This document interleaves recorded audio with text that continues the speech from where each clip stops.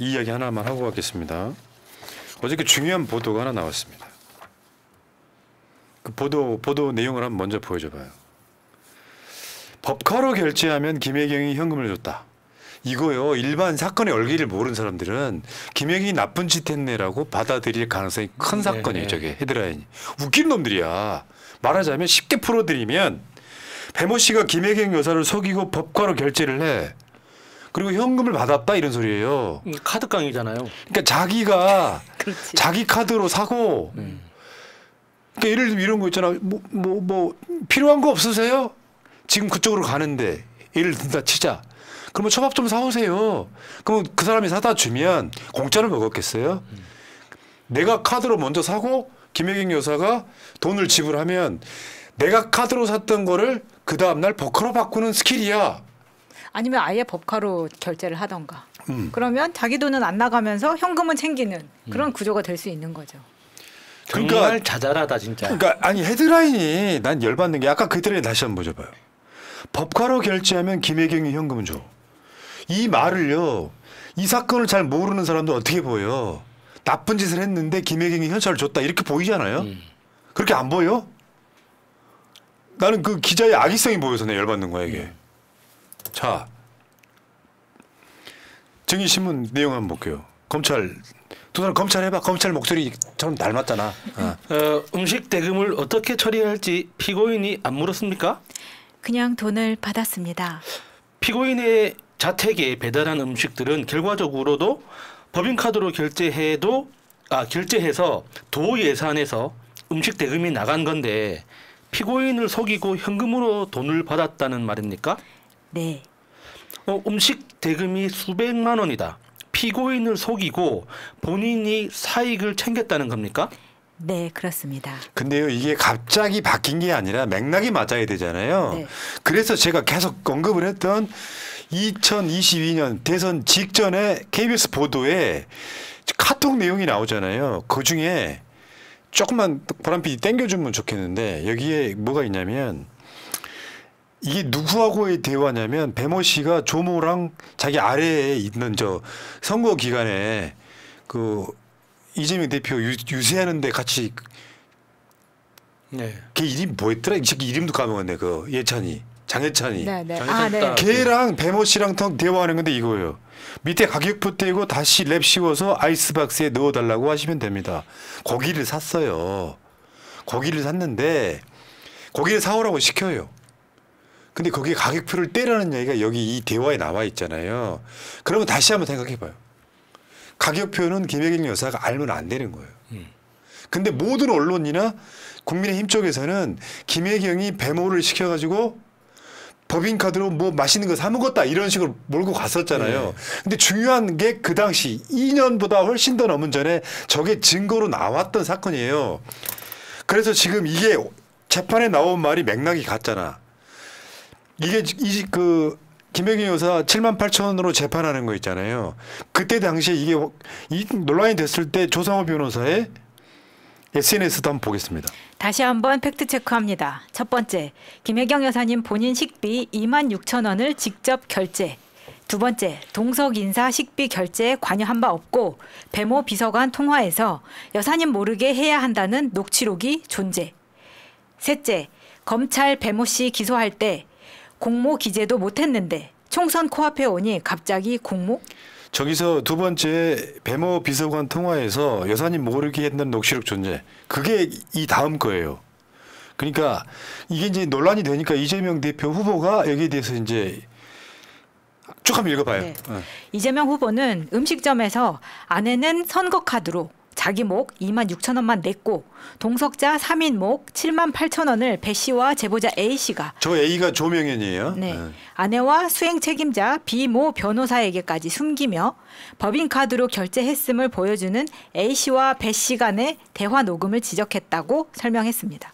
실제 제보자 A 씨가 여기서 조명현이가 언론에 김혜경 여사 이재명 대표를 공격하려고 꺼낸 녹취록입니다. 이게. 네.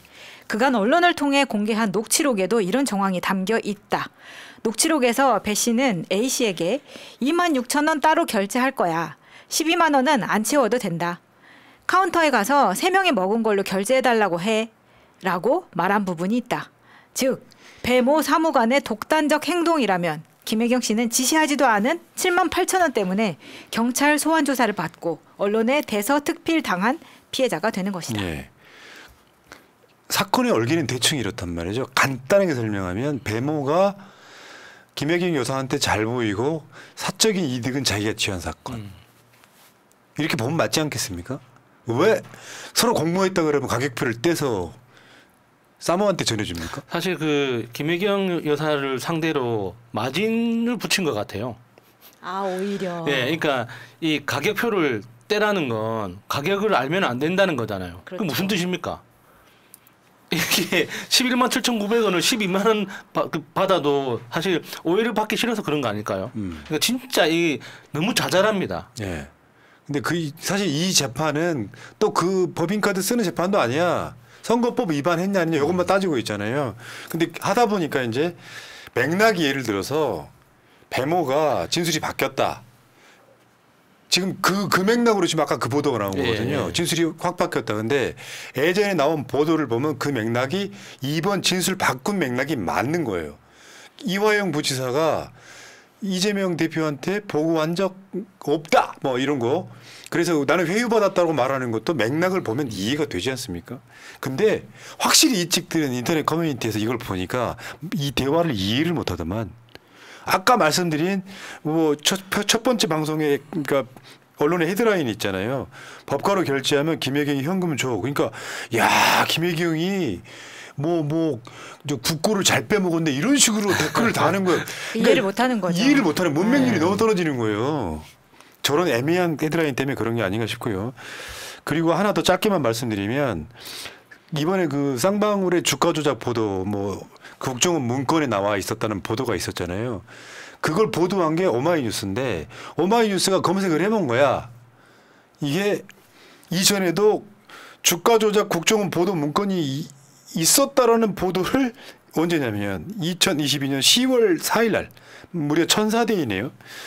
노컷뉴스가 쌍방울 북의 1천만 불 약속 국정원 문건 입수라고 보도를 했는데 이걸 내가 왜 갖고 왔느냐면 검사들은 이걸 알고도 계속 쌍방울의 대북 송금이라고 몰아갔다는 이야기 하는 거예요.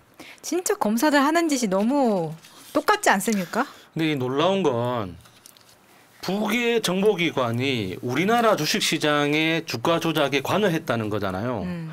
이 사건만으로도 엄청나게 큰 사건 아니에요?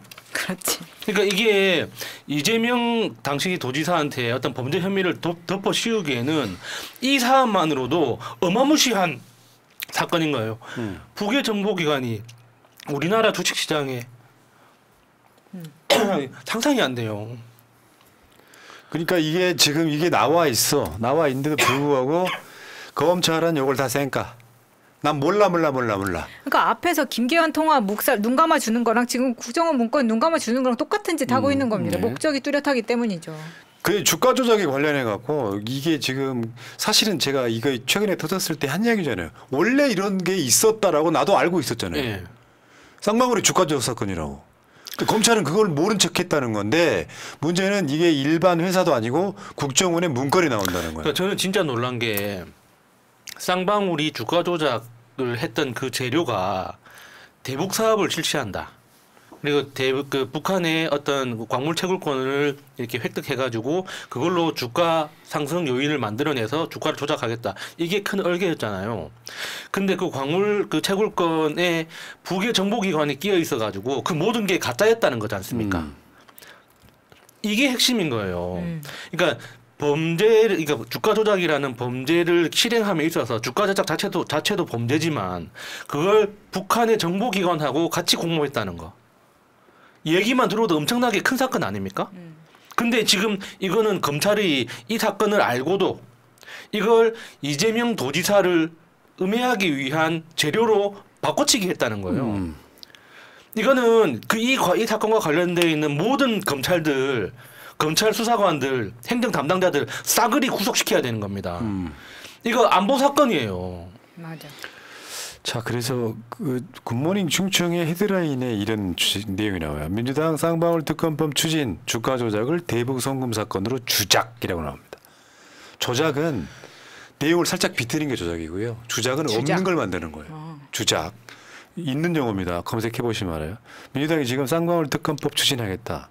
하나하나 드러나고 있잖아. 이재명을 제거하기 위해서 없는 사실을 있는 사실로 만들어서 주작해 버립니다. 근데 이거를 수사를 하려고 하면 공수처는 너무 작고 검찰한테 맡길 수는 없고 예. 그러니까 특검하는 겁니다 지금. 아, 내년 좀 있으면 이제 특검할 변호사가 부족하겠네요. 그러니까요. 우리 정변이 또 출동해야겠네. 그래서 주작 일삼는 조작 일삼는 정치검찰에게 해체에 준하는 철퇴를 내려야 된다. 해체라는 건 어떤 정도가 해야 해체냐면 무슨 지방검찰청이라는 자체를 아예 없애고 수사하고 싶으면은 중대범죄수사청으로 가거나 경찰로 가거나 하는 거고 그 검찰청은 이름을 바꾸는 거죠. 기소청. 그러니까 저는 상징적으로 대검찰청 건물을 폭파시켜야 된다고 봅니다. 대란 세력이 있어요. 그냥 그러니까 상징적으로 의미는 없는데 그냥 국민들이 이게 진짜 검찰을 해체하고 새로운 어떤 법 집행의 시대로 나간다는 상징적 의미로 검찰청을 폭파시키는 거죠. 아니 폭발시키는 것보다 그 건물을 싹 비우게 만들고 윤석열이 근무하던 자리 한동훈이 근무하던 자리. 아 이게 더 좋겠네요. 역사 왜 전일 빌딩 유지하는 거랑 똑같은 죄송합니다. 거예요. 제가 너무 많이 나갔네요. 죄송합니다. 김건희가 잠깐 왔다 간 자리. 뭐 이렇게. 네. 뭐 이런 식으로 만들어서라도 역사의 기운을 남겨야 된다. 검찰들 지금 개쫄릴 거예요. 버티고는 있어 지금. 범권력이라는 게 있기 때문에 다 조작 사건이 드러나고 있지 않습니까? 야, 에이씨 열받네 또. 자 나리님 감사합니다. 흑수저님, 프라님 귀 빠진 날을 축하드립니다. 앞으로 좋은 방송 부탁드립니다. 건강하세요 하셨습니다. 땡큐요. 유현숙님, 복지국가에 오신 것을 환영합니다. 제가 고생한 건 하나도 없고요. 우리 어머니께서 정말 고생하셨을 것 같아요. 우리 엄마도 진짜 고생 많았는데 그러니까. 대가리가 커가지고. 그러니까요. 네. 나도 대가리가 커가지고 고생하셨을 것 같습니다. 여러분 감사합니다. 고맙습니다. 눈물 납니다.